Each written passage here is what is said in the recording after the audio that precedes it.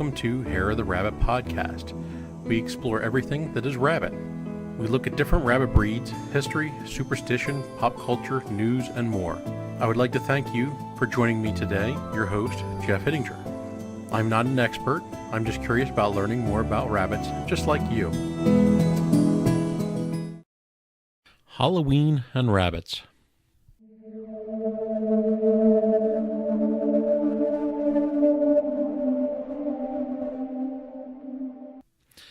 Now with fall approaching us in the northern hemisphere, the leaves are starting to drop off the trees, temperature's starting to cool off, and we're getting into October, and that means Halloween.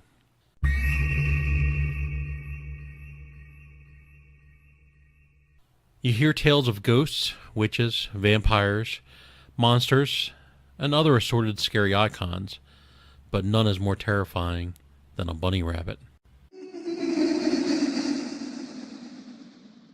Now we're going to move into scary movies and shows with rabbits. The strange history of terrifying bunny rabbits in film. Despite being among the softest and least threatening of woodland creatures, rabbits rarely get portrayed as such in movies. While most of us would be content to watch one nibble on a carrot for a full hour and a half, 90-minute film, filmmakers have routinely sought to capitalize and subvert the rabbit's image, either by brutally murdering them or turning them creepy and cannibalistic.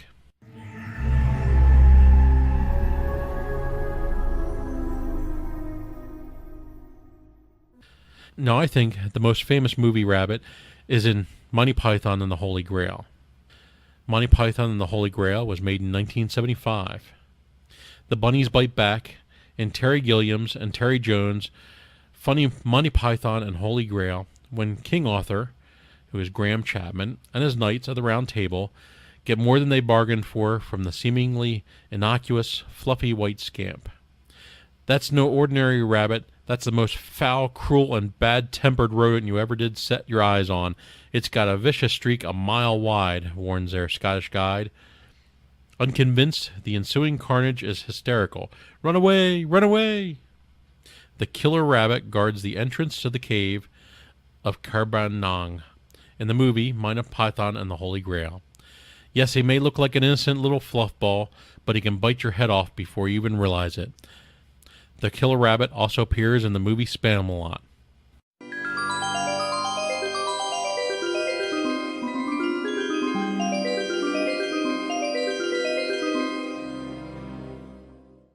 Second movie is Wallace and Gromit, The Curse of the Were-Rabbit. This was produced in 2005. Cheese lover Wallace and his faithful pooch Gromit return in DreamWorks Animation's second Oscar-winning feature to date, The Curse of the Were-Rabbit. And this was written and directed by Steve Box and Nick Park and featured the vocal talent of Ralph Fiennes and Helen Bonham Carter. In this gorgeously puntastic affair, the stop animation clay duo take on a mentally enhanced bunny following an invention mishap. It's not the enormous beastie with a penchant for demolishing oversized veggies that's terrorizing the village. It's actually a mutant Wallace. In the 2005 claymation film Wallace and Gromit, a mysterious nocturnal rabbit is raiding a community's vegetable gardens, threatening the annual vegetable contest. It turns out that the hero of the story is suffering from a curse brought on by his own machinery that's caused him to turn into a giant rabbit when he is exposed to moonlight.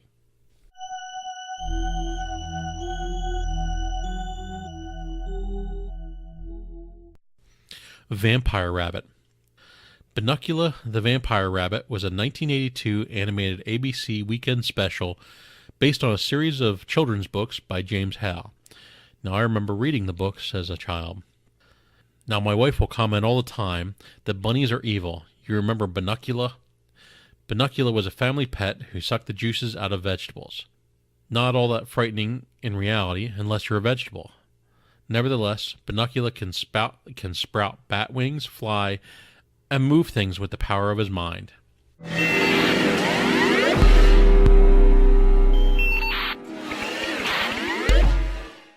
Now we have an imaginary rabbit, Donnie Darko, 2001.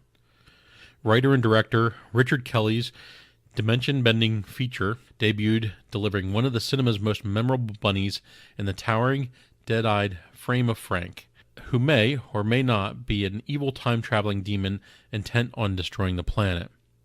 Or possibly saving it. No one seems to be entirely sure, and that's the genius of it. With Jake Gyllenhaal, the only person able to see Frank, and the only one aware of impending doom, it's a refreshingly bizarre take on the end of the world that set up Jake and his sister Maggie for big things. But it's Frank who haunts our fevered dreams. Evil rabbits can even invade our thoughts. The 2001 movie Donnie Darko left many with nightmares of imaginary human-sized rabbits, and not the benign imaginary friends we met in the movie Harvie. The apparition of a 6-foot rabbit named Frank saves Donnie Darko's life and tells him the world will end in 28 days. Frank incites Donnie into committing criminal acts, and why not, if the world is going to end anyway?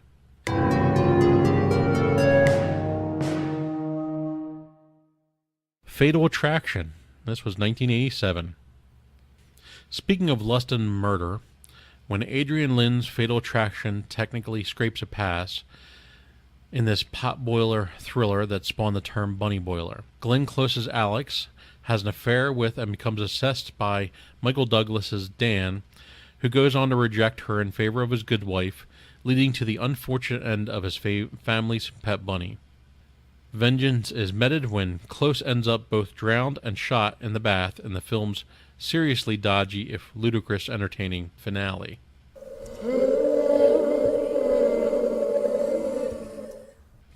Watership Down. This was 1978.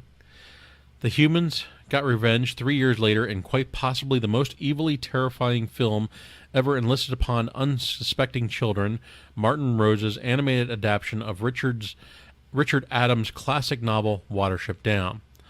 Responsible for scarring the psyche of an entire generation, it's a sort of rabbit-led Game of Thrones where woes befall the bunnies. The bunnies are voiced by John Hurt and Richard Briers.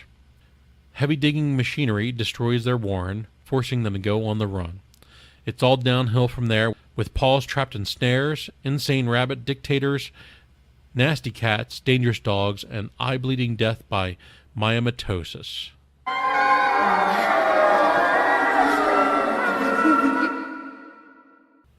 Akira, 1988. Japanese dystopian classic Akira by writer-director Katsuhiro Otomo, animated rabbits, featured a disturbingly oversized example during psychic patient Tetsu's fevered nightmare scene. What starts off as a teensy-cutesy red car riding bunny and his teddy bear mate is soon replaced by hulking monstrosities that destroy all before them, Godzilla style, before being scared off by the blood gushing from Tatsu's feet after he steps on broken glass in his bid to escape. If you ever need a reason not to eat cheese or carrots before bed, this is it.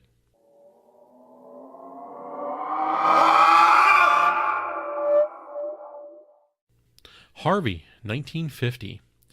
Long before Jake Gyllenhaal cornered the market in giant invisible bunny beasties, James Stewart, from It's a Wonderful Life and Vertigo, starred an eccentric booze hound Ellen P. Dowd in Henry Costner's Harvie, adapted from the play by Mary Chase by herself. The rabbit in question shares Frank's ability to stop time in Donnie Darko, though this is less creepy sci-fi and more silly whimsy with a comedy of errors, like when Ella's sister gets locked up in a sanatorium in his stead.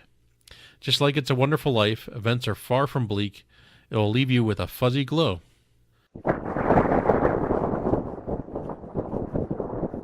Belenggu, 2012. Men in rabbit suits are rarely good, kids. Indonesian writer-director Upi Ovato's highly stylized thriller horror flick Belenggu hammers home the message with a knife-wielding dude in a white and pink getup in this enthralling slice of nutty noir. Elang thinks he's met the love of his life in Jenga, but the course certainly doesn't run smoothly any more than the narrative does here.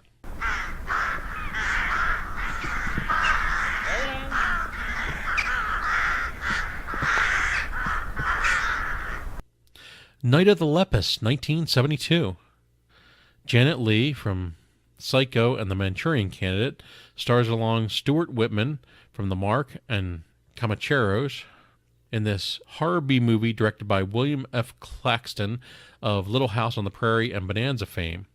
Based on the novel, The Year of the Angry Rabbits by Sidseer Russell Brandon, Don Holliday and Gene R. Kearney handled a hokey screenplay about enormous killer rabbits running amok in small-town USA.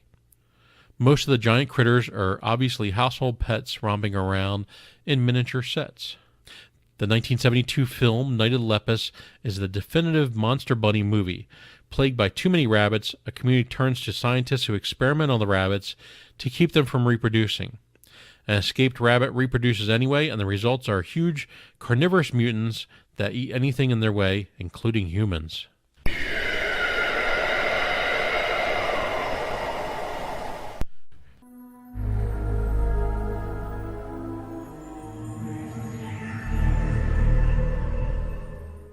Alien bunnies attack in the movie Cute Little Buggers. Gremlins meet Hot Fuzz and Cute Little Buggers, preparing on video on demand November 7th from Uncorked Entertainment.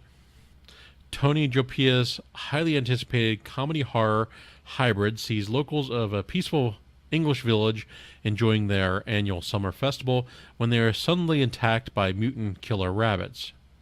Somewhere in the depths of space, aliens are watching the Earth and planning their attack. Unaware of the impending danger, the locals of Sleepy English Village are prepared for their summer festival. The aliens launch their offensive by mutating the local rabbit population, and when the furry demons are released, the body count starts piling up as blood, guts, and fur fly in the different directions as the humans fight off the alien threat. The film features genre icon Caroline Munro from Maniac and The Spy Who Loved Me.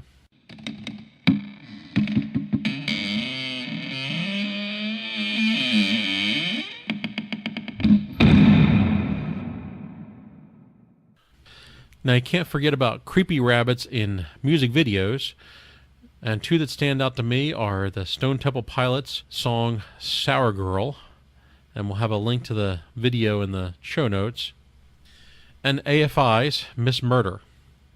Now, I had the luck to see AFI when they were still performing in gyms, and got to see them on a stage about 5 feet away. So that was a spectacular concert, one of those ones that ranks up in there in the top 10 that I've been to.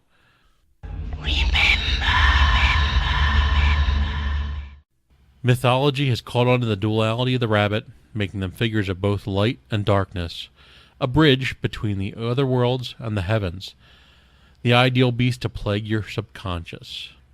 Bunnies can portray any evil character.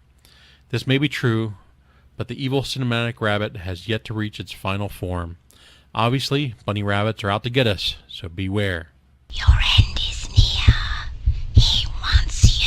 Retribution is waiting for you. If you would like to email me, reach out at hareoftherabbit@gmail.com, or you can visit the website at hareoftherabbit.com. If you would like to support the podcast and keep the lights on, you can support us whenever you use Amazon through the link at the website on the Support the Podcast page. This will not cost you anything extra, and I cannot see who purchased what. You can also become a Fluffle fan supporter by donating through Patreon. And again, there's a link at the hareoftherabbitpodcast.com.